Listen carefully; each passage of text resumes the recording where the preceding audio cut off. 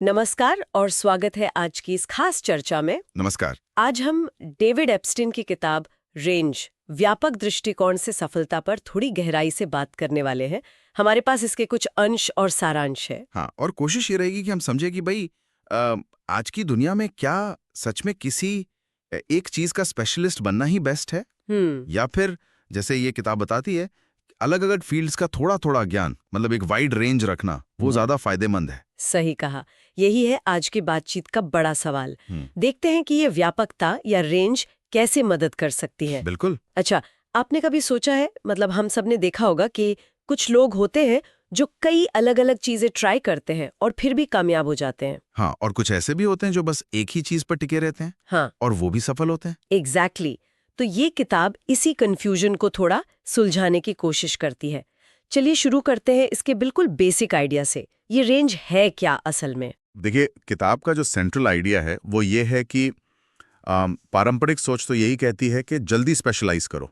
हाँ, बचपन से। हाँ, मतलब जितनी जल्दी एक चीज पकड़ लो उतना अच्छा। पर एप्स्टीन कहते हैं कि आजकल की दुनिया जो इतनी कॉम्प्लेक्स है, इतनी तेजी से बदल रही है, वहां शायद अलग अलग फील्ड्स का अनुभव होना और एक मल्टी डायमेंशनल सोच रखना वो ज्यादा काम आता है। तो ये सिर्फ अलग अलग स्किल्स जमा करना नहीं है? नहीं नहीं, उससे कहीं ज्यादा है। ये असल में अलग अलग डोमेन से सीखी बातों को जोड़ने की काबिलियत है। नए आइडियाज उससे आते हैं।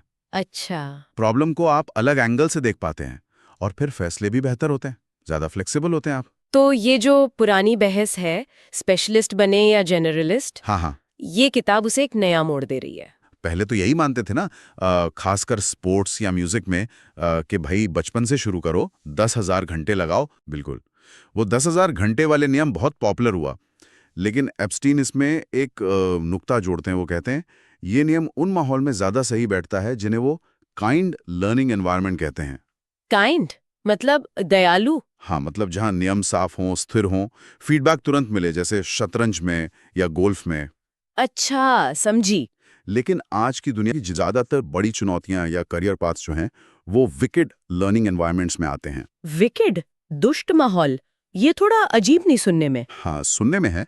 विकेड से उनका मतलब बुरा नहीं, बल्कि पेचीदा, अनिश्चित। ओके। जहां नियम साफ नहीं है, बदलते रहते हैं, गोल भी क्लियर नहीं होता कई बार, और आपके एक्शन का रिजल्ट या तो देर से पता चलता है या पता ही नहीं चलता। सोचिए, जैसे कोई नई टेक्नोलॉजी बनाना या कोई बड़ा सामाजिक प्रॉब्लम सॉल्व करना, ये सब विकेड माहौल है। सही। और यहीं पर एप्स्टीन का तर्क है कि जो लोग सिर्फ एक ही ढर्रे पर सोचना सीखते हैं, वो शायद स्ट्रगल करें, जबकि जिनके पास अलग अलग फील्ड से सोचने के तरीके होते हैं, मतलब अलग अलग मेंटल मॉडल्स, वो ऐसी सिचुएशन को बेहतर हैंडल कर पाते हैं। अच्छा, अब कनेक्शन समझ में आ रहा है। तो विकेड माहौल में वो रटी रटाई चीजें काम नहीं आती, बल्कि अडेप्ट करने की क्षमता काम आती है। बिल्कुल। और यहीं पर वो टाइगर वुड्स और रॉजर फेडरर वाला उदाहरण बहुत फिट बैठता है। हाँ, वो तो काफी फेमस है। हाँ, क्लासिक बन गया है वो। टाइगर वुड्स, जिन्हें बचपन से ही सिर्फ गोल्फ के लिए तैयार किया गया, हाँ। वो अर्ली स्पेशलाइजेशन के पोस्टर बॉय हैं, और जाहिर है अब विश्वसनीय रूप से सफल रहे हैं। बिल्कुल। दूसरी तरफ रॉजर फेडरर, जिन्होंने बचपन में सॉकर, बास्केटबॉल, बैडमिंटन क्या नहीं खेला, हाँ, कई सारे खेल। टेनिस पर तो उन्होंने काफी बाद में फोकस किया। तो किताब ये नहीं कहती कि वुड्स का रास्ता गलत था, बल्कि ये कि फेडरर का रास्ता, जिसमें शुरू में काफी वैरायटी थी, एक्सपेरिमेंटेशन था, जिसे वो सैम्पलिंग पीरियड कहते हैं, वो शायद आज की विकेड दुनिया के लिए ज्यादा रेलेवेंट मॉडल है। तो वो जो अलग अलग खेलों से सीखा उन्होंने, हाँ, जो कोऑर्डिनेशन, जो मेंटल अडेप्टेबिलिटी आई, उसने शायद उन्हें टेनिस में और क्रिएटिव बनाया। ये बहुत दिलचस्प है। मतलब जैसे हम शायद सोचते हैं कि ये तो टाइम वेस्ट कर रहे हैं, इधर उधर भटक रहे हैं, हाँ। वो असल में एक मजबूत नींव तैयार कर रहा था। इसी से जुड़ा है वो सैम्पलिंग पीरियड वाला कॉन्सेप्ट। थोड़ा और बताएंगे इसके बारे में? जरूर।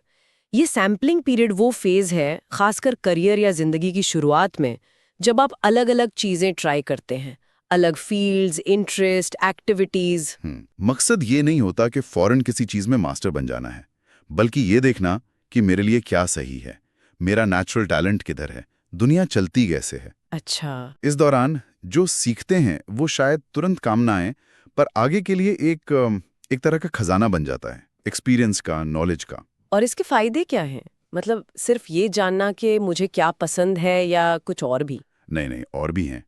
पहला तो आपने सही कहा, मैच क्वालिटी बेहतर होती है। आप वो काम चुन पाते हैं जो आपको सूट करता है।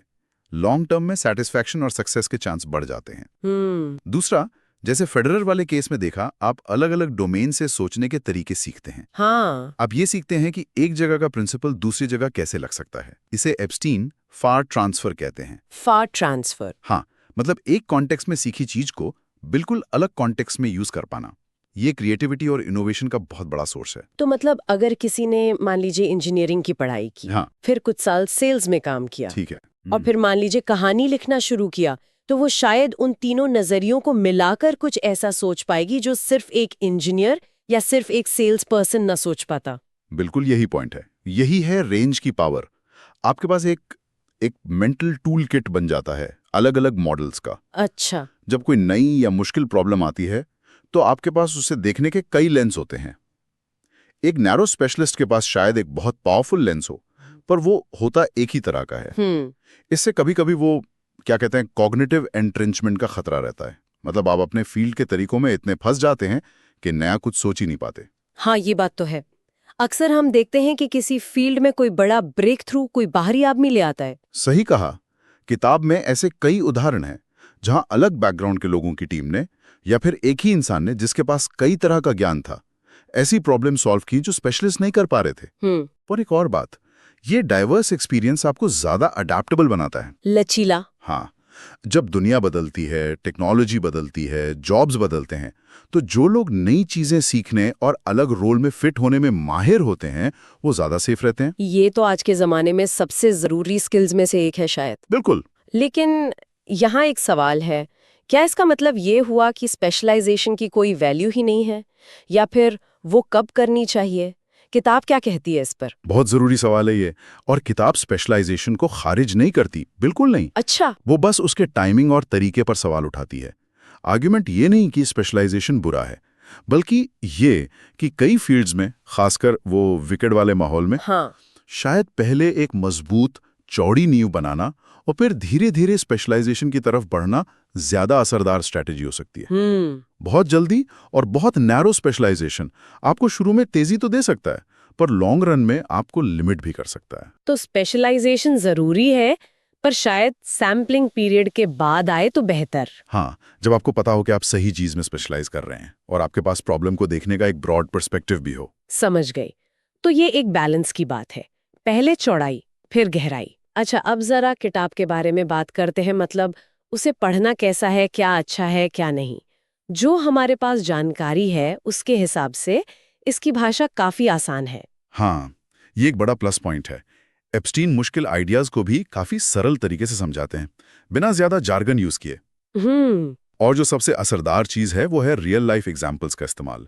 Scientist, athlete, artist, musician, business leaders, कहानियों की भरमार है। हाँ, वो पढ़ने में मजा आता है। मजा भी आता है और वो आइडियाज को कॉन्क्रीट बना देती हैं, यादगार बना देती हैं। आप सिर्फ थ्योरी नहीं पढ़ते, आप देखते हैं कि वो असल में कैसे काम करती है। बिल्कुल, जैसे वो वैन गॉग की कहानी है या चार्ल्स डार्विन की। हाँ, ये सब रेंज के आइडिया को एकदम जिंदा कर देते हैं। और ये उन लोगों को बड़ी राहत भी दे सकती हैं जो शायद कई चीजों में इंटरेस्टेड है और इस बात से परेशान रहते हैं कि वो किसी एक चीज पर टिक क्यों नहीं पा रहे। सही बात है। ये किताब उन्हें बताती है कि भाई तुम्हारी ये कमी शायद तुम्हारी सबसे बड़ी ताकत हो। ये उस प्रेशर पर भी सवाल उठाती है जो समाज डालता है कि जल्दी से जल्दी अपना एक रास्ता चुन लो। बिल्कुल। और ये सिर्फ किस्से कहानियां नहीं है, लेखक अपने पॉइंट्स को रिसर्च, स्टडीज, डेटा से भी सपोर्ट करते हैं, तो क्रेडिबिलिटी भी है। हाँ, वो जरूरी है। लेकिन जैसे हर चीज की कुछ कमियां होती हैं, इसकी भी होंगी। नोट्स में था कि कुछ लोगों को ये किताब थोड़ी स्लो लग सकती है। हाँ, ये हो सकता है, क्योंकि लेखक हर पॉइंट को अच्छे से समझाने के लिए काफी डिटेल में जाते हैं, कई एग्जाम्पल्स देते हैं। तो कभी कभी लगता है कि बात रिपीट हो रही है। जो लोग बस फटाफट मेन पॉइंट जानना चाहते हैं, उन्हें शायद ये विस्तार थोड़ा ज्यादा लगे। और एक प्रैक्टिकल बात भी है। मान लीजिए कोई अपनी करियर के बीच में है और पहले से ही किसी एक चीज में काफी स्पेशलाइज्ड है। हाँ, उसके लिए सलाह को अपनाना कितना आसान होगा? एकदम से अपनी रेंज बढ़ाना, नई चीजें सीखना, इसमें तो टाइम, एफर्ट, शायद रिस्क भी है। ये बिल्कुल जायज चिंता है। और किताब ये दावा नहीं करती कि ये बदलाव आसान है या सबके लिए फौरन मुमकिन है। ये एक लॉन्ग टर्म स्ट्रैटेजी है। इसमें पेशेंस चाहिए और ये भी मानना पड़ेगा कि कुछ फील्ड्स शायद अभी भी ऐसे हैं जहां गहरी और जल्दी स्पेशलाइजेशन ज्यादा जरूरी है। वो काइंड वाले माहौल। हाँ, जहां नियम स्टेबल हैं। तो इसे कोई जादू की छड़ी नहीं समझना चाहिए। ये एक बहुत ज़रूरी पर्सपेक्टिव है जिसे अपनी सिचुएशन के हिसाब से अडेप्ट करना होगा। सही है, ये बैलेंस जरूरी है। तो फिर आखिर में ये किताब किन लोगों के लिए सबसे ज्यादा फायदेमंद हो सकती है? मेरे ख्याल से तो काफ़ी लोगों के लिए, जैसे आपने कहा स्टूडेंट्स जो करियर शुरू कर रहे हैं उनके लिए तो बहुत ही अच्छी है। हाँ, उन्हें हिम्मत मिलेगी कि अलग अलग चीजें ट्राई करें, बिल्कुल। बजाय इसकी कि पहली बार में किसी नैरो रास्ते पर फिक्स हो जाएं। और वो प्रोफेशनल जो शायद किसी मोड़ पर खड़े हैं, सोच रहे हैं कि आगे क्या करें, हाँ बिल्कुल। क्या इसी में और गहरे जाएं या कुछ नया सीख कर दायरा बढ़ाएं। हाँ उन्हें ये एक नया सोचने का तरीका दे सकती है। जरूर, और एंटरप्रेन्योर्स के लिए तो ये बहुत ही रेलेवेंट है। हाँ, उन्हें तो वैसे भी बहुत कुछ करना पड़ता है। उन्हें तो मल्टीटास्कर होना ही पड़ता है। बिल्कुल। अलग अलग प्रॉब्लम्स, अनिश्चितता, उनके लिए तो वाइड थिंकिंग और डाइवर्स स्किल्स लगभग जरूरी हैं। और शायद जनरल लेवल पर भी कोई भी जो पर्सनल ग्रोथ में इंटरेस्ट रखता है, अपनी क्रिएटिविटी बढ़ाना चाहता है, हाँ या दुनिया की जो कॉम्प्लेक्स प्रॉब्लम्स हैं उन्हें बेहतर समझना चाहता है, हाँ उसे इससे काफी कुछ मिल सकता है। ये सिर्फ करियर एडवाइस नहीं है, ये सीखने और सोचने के तरीके पर भी है। हाँ बिल्कुल। तो सम अप करें तो रेंज एक बहुत स्ट्रांग केस बनाती है कि आज की जो अनप्रेडिक्टेबल दुनिया है उसमें सिर्फ नैरो स्पेशलाइजेशन पे डिपेंड करना शायद काफी ना हो। अलग अलग फील्ड से सीखना, अलग अलग आइडियाज को अपनाना और एक होलिस्टिक, एक ब्रॉड व्यू डेवलप करना, ये लॉन्ग टर्म में हमें ज्यादा अडेप्टेबल, ज्यादा क्रिएटिव और शायद ज्यादा सफल बना सकता है। तो मतलब ये कि अलग अलग शौक पालना, नई चीजें ट्राई करना, भले वो तुरंत काम ना आए, वो टाइम वेस्ट नहीं है। नहीं, बिल्कुल नहीं। वो एक तरह का इन्वेस्टमेंट है फ्यूचर के लिए। ये उन लोगों के लिए बड़ी राहत की बात हो सकती है जो खुद को jack of all trades, master of none समझते हैं। हाँ, शायद उनकी यही खूबी उनकी असली स्ट्रेंथ हो। क्या पता। बिल्कुल। ये किताब हमें सक्सेस की जो ट्रेडिशनल डेफिनेशन है उस पर दोबारा सोचने को मजबूर करती है और हमें अपने नॉलेज और एक्सपीरियंस के दायरे को लगातार बढ़ाने के लिए इंस्पायर करती है। तो आज हमने रेंज के जरिए देखा कि कैसे एक व्यापक नजरिया, अलग अलग फील्ड्स का ज्ञान हमें ज्यादा एडेप्टेबल, क्रिएटिव और सफल बना सकता है, खासकर इस अनिश्चित भविष्य में। हाँ, ये स्पेशलाइजेशन को मना नहीं करती, बस कहती है कि उसे सही टाइम पर एक मजबूत, चौड़ी नींव पर बनाओ। बिल्कुल। इसमें एक गहरी बात यह भी है कि ये हमें हमेशा सीखते रहने, क्यूरियस बने रहने के लिए एनकरेज करती है। दुनिया इतनी इंटरेस्टिंग है तो खुद को एक छोटे से कोने में क्यों बांधना। सही कहा। और इस चर्चा को खत्म करते हुए सुनने वालों के लिए एक सवाल छोड़ जाते हैं। हाँ। अगर आपको जानबूझकर अपने ज्ञान या करियर का दायरा बढ़ाना हो तो आप क्या करेंगे? कौन सी ऐसी स्किल या सब्जेक्ट है जो अभी आपकी स्पेशलिटी से बिल्कुल अलग लगता हो, लेकिन जिसे सीखने से शायद आपकी सोच को एक नया अनएक्सपेक्टेड एंगल मिल सकता है? वाह। इस पर सोचना शायद आपके ग्रोथ का अगला दरवाजा खोल दे। सोचने वाली बात है। इसी विचार के साथ आज की चर्चा यहीं समाप्त करते हैं। धन्यवाद।